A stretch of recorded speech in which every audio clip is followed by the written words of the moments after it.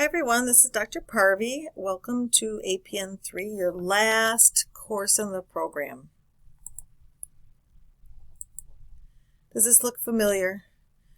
I'm sure you're all tired, you haven't had enough sleep, the semester's going to be tough too, but you're almost done. That's the cool part. Before you know it, graduation will be here. So I'll just tell you a little bit about myself in case you don't know. I've been at NP since 2003. And I've been a full-time faculty here at Concordia since 2013. And before that, I was an adjunct for 9 years and also took students as a preceptor. I worked in labor and delivery, postpartum in the nursery for 5 years, which gave me a lot of OB peds experience.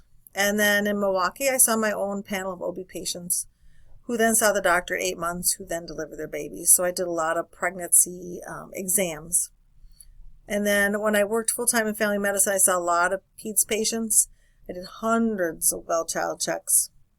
I did my own PAPs and microscope work for the pelvic exams and STIs. So they gave me a microscope so I could see trick and yeast mostly. But you know, when you're a woman, you kind of want to know those results right away. I worked in the peds urgent care also for several years as a nurse practitioner. I moonlighted, which I learned a lot about pediatric urgent care. And right now I see a large population of patients over the age of 70. So I also see little kids and I see young adults and stuff like that. But I do see a lot of people over 70. So this is the family nurse practitioner track. This is the only time we separate from the adult gero. So if you're in the adult gero primary care NP program track, you're in the wrong course. So just contact me right away and I'll get you to the right one. As you know, we've told you this since the very beginning, that you must have 25% of your patients as pediatric patients. If this doesn't happen, you'll need to complete clinical hours next semester, which would be in the summer for you guys. If you did a peds rotation, if you did 120 hours or 125 hours in peds, then you're okay. The 25% is off the table. Email me if you have any questions. And you may have friends or coworkers in the adult gero primary care NP track, and these courses are taught by different instructors. So please don't compare the courses because they are very different. There is a lot, and when I say a lot, I mean a lot of pediatric material. So just get ready to read. You're going to read a lot and listen to a lot of lectures. And as far as lectures, last semester students said they wish that I would have put how long the lectures are. So I do have some professors recording new lectures that aren't done yet, but the ones that are done, I did put in the class schedule. I put how long they are, so you can kind of figure out your time for listening to lectures. All the lectures are done by experts, and I do have the lectures updated every few years unless there have been new guideline changes. So sometimes students will say like, oh, these lectures are old. Well, they're not really old if nothing's changed since 2021 or 2022 as far as guidelines. But I do try and update them every 2 to 3 years to make sure that we are staying current. If you have any questions, let me know about that. Communication is very important. It's important that you check your email several times a week. You are in an online program, and that's the only way I can get a hold of you. If I send you an email, at least answer with "got it," "thank you," or "I'll read it later after work," or reply. But sometimes I'll send out an email and I won't hear from students for weeks, which is not good if it's something I need them to reply to. I only answer the email sent to my CW email from your CW email. So if you send me something from Gmail, I probably won't respond because sometimes I can't even tell who it is because people have different names or things in their Gmail. I answer my email Monday through Friday, 8 to 5:30 p.m., except on holidays, and I'm in clinic on Wednesdays all day, so sometimes there may be a delay in me answering my emails that day. Sometimes I'll try during lunch or between patients to make sure I keep up with my emails. Please don't email me through Blackboard because I don't actually get them. I don't know where they go. I have no clue where they go, but I know that suppose you can email us, but I have never been able to see them. So please email me through CW email. I don't monitor the Pray and Chat discussion board except for when you introduce yourselves. So please don't post questions for me in there because I won't see them. Just email me. And chances are if you have a question, lots of times other people in the course also have a question. As you can imagine, as a director, I get a lot of emails every day and every week. So sometimes my emails are short and direct. If you have a question, it'll be like, yes, you can do that. No, you can't do that. Or It'll just be short and sweet sometimes, so don't get offended. If there's something you don't understand, please email me back. I'm more than happy to clarify anything that maybe wasn't clear in the answer that I gave you. If I don't respond in 48 hours during the week to your email, please resend, just in case somehow I didn't get it or I accidentally deleted it or something happened. I'm also available via phone. When I work from home, my laptop rings and I can answer it. When I'm at work, my laptop rings and I can answer it, as long as I'm online, of course. So please don't hesitate to call. Sometimes it's just easier to call and get your question answered than it is to send emails back and forth and back and forth. Weekly announcements. I put out an announcement every Monday, usually it's Mondays, about what is new, what is due, etc. If there's any new guidelines. The weeks actually run Monday through Sunday, but I do open them up each week on Saturday morning at 6 a.m. because some of you work the weekend program, some of you work during the week, so I try and give you some time if you need to kind of get in and listen to lectures. Obviously, you know what to read, right, on the class schedule, so you can always read ahead because I have all the readings on the class schedules. Sometimes in Blackboard, I add additional articles you have to read, so you always want to look for those as well. Again, don't reply to announcements. So if I send out an announcement and you reply, and I'm like, boy, I thought so-and-so sent me an email, but I can't find it because it comes back. It doesn't come back with your name. It comes back like Blackboard. So I prefer that you not reply to announcements. Study guides. This is always a big question every semester. So these study guides were developed by Dr. Ames when she used to teach the course. They're awesome. They help you also prepare for your boards, but they're optional, okay? So sometimes I get a lot of questions about the study guide and people want answers, but you're the ones who need to find the answers, okay? Now, if you're really stumped and you've looked everywhere and you can't find an answer to somebody and you asked your schoolmates and nobody can figure it out, then you can actually email me.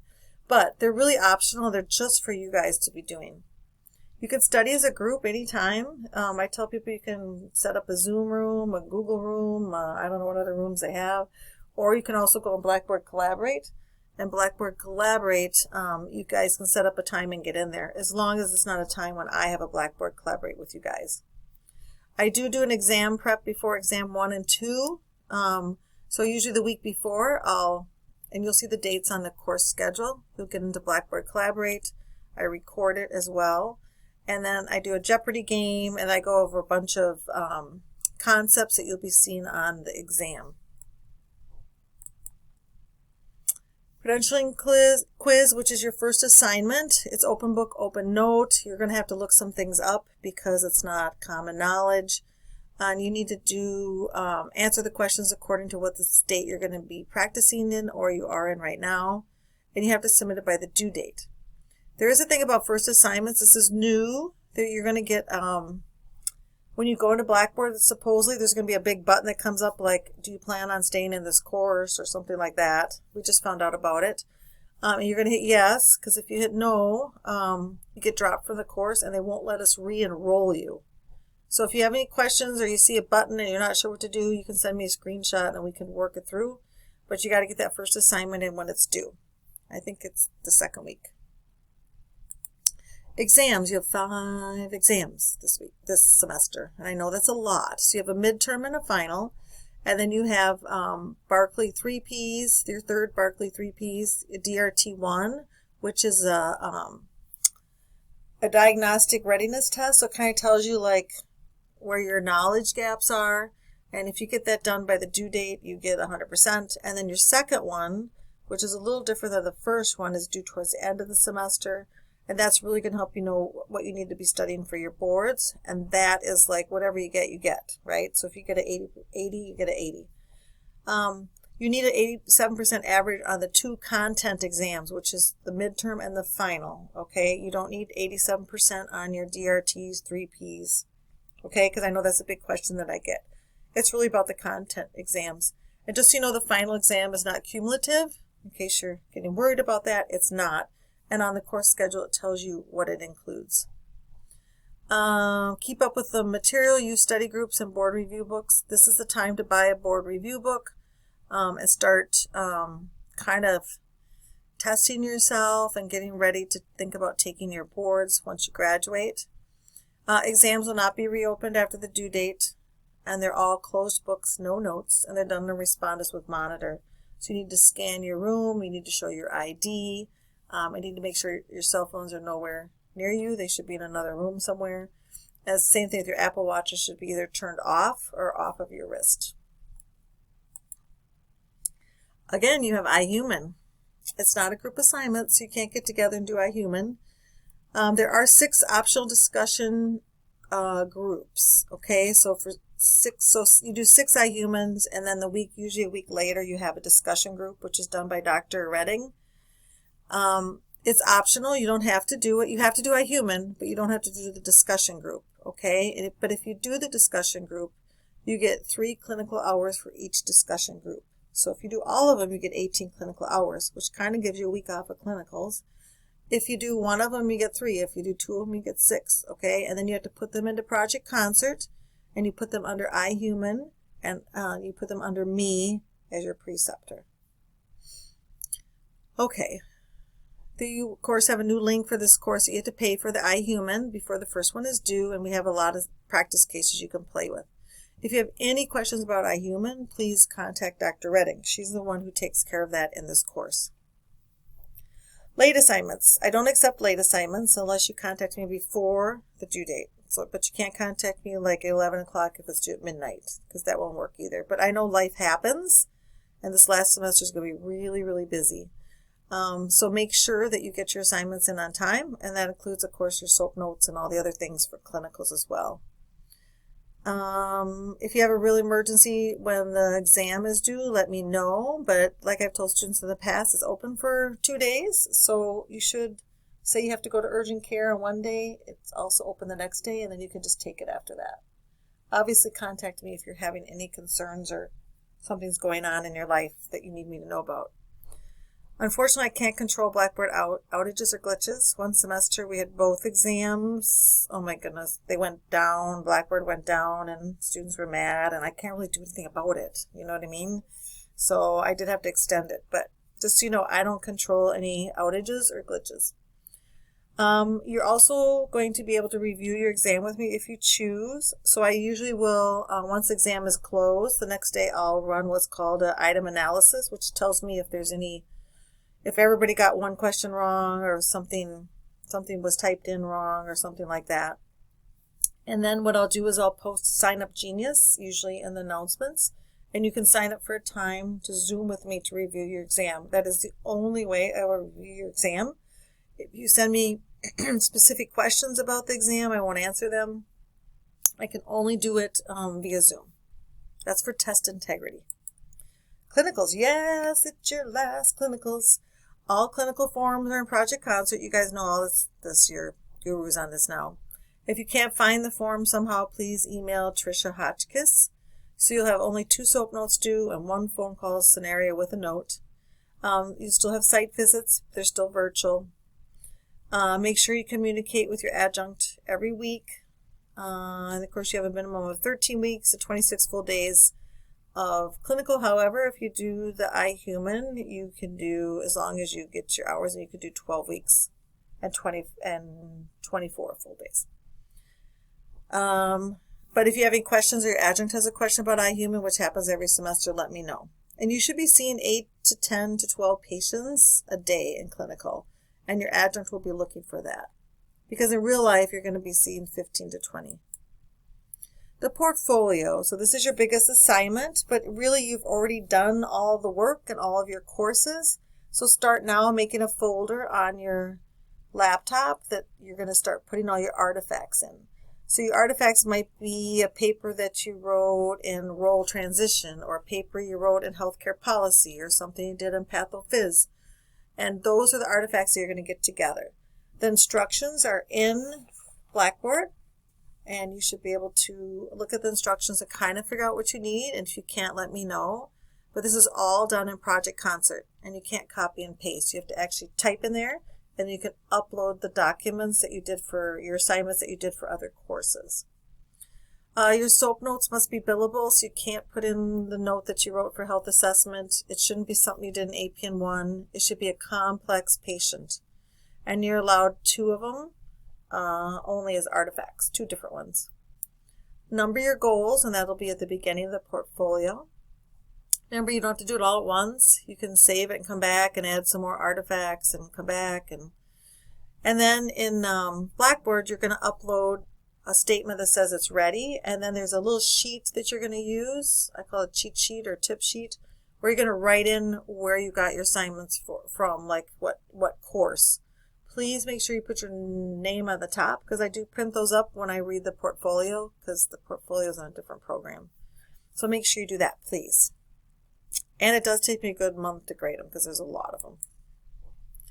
A little bit about social media, in case you haven't heard about this in other classes. Your future employers sometimes can find you on social media. So I say this is the semester to erase anything you don't want on social media, because this will be the semester, hopefully, that you start applying for jobs. I usually tell students start applying in March or April for jobs, because they know you're going to graduate, right? And our first-time board rates are so high, I'm not too worried about you not passing your boards the first time. So just think about your patients can see you, human resources can see you. So if you have some questionable, maybe I always say party pictures or something, you might want to just delete those and get those out of the way. I do fill out all your references for credentialing and employment, and I get a lot of them every day. So sometimes it'll take me a week or so to get them back to your future employer. However, sometimes people are applying for jobs outside of primary care, not specialties, but something like surgery, hospitalist, emergency room, and those are things that we have not trained you for. We've only trained you for primary care. So when they send me that reference, I just put in there several times that you were only trained in primary care, and that you didn't learn how to do lumbar punctures or put in chest tubes or anything like that. Okay, just so you know, so you're not surprised when the reference comes back that maybe I don't recommend you for the job, or usually what I'll put is that I recommend, but you would need further training. Okay, graduation information, because this is what you should be excited about, right? So the registrar's office always makes me a little video, maybe in week 3 or 4, and they send it to me, and then I will upload it for you guys. It tells you all about graduation. And then we also do a tip sheet, and I always say just print that up or save it in a file, because you're going to want to actually refer to that after you graduate as well. And all the school nursing responsibilities are outlined on this document. It tells you what you have to do to get credentialed and what we have to do. Like there's a form we fill out for the credentialing bodies. The certifying bodies. Castle Branch has to be kept up to date until you graduate. So if your drug screen expires April 30th and graduation is May 5th, you have to go get another drug screen. And that's just the way the rules are. And if you don't get it, then we hold your transcripts until you get it up to date. And that's because even though you might not be in clinicals, we're still considered to have a contract with that wherever you had your clinicals, and they can pull your files at any time. Okay, Sigma Theta Tau. There's an invitation that is sent to us first to determine if any unprofessional behaviors were exhibited, whether in clinic, by phone, or by email.